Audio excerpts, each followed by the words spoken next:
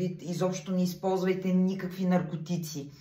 Защото едва ли някой от вас вярва в дилъри с златни сърца, които предупреждават клиентите си, че всъщност може и да се стигне до фатален край, употребявайки това, което те им продават. Говорихме предния път за билката, за смъртните случаи от билка. В Северна Америка, в целия свят просто се наблюдава епидемия от въпросното вещество билка, но не само от билка, а и от синтетични наркотици. Те са много по-силни, много по-евтини.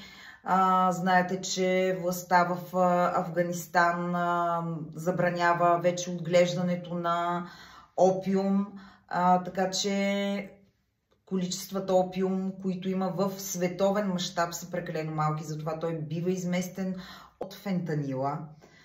А фентанила е много по-силно и много по-опасно вещество. Често наркозависими, които употребяват хероин, купувайки фентанил, смятат, че това е хероин, инжектират си обичайната доза и се стига до летален край. Наистина много, много опасно е всичко, което се продава на улицата.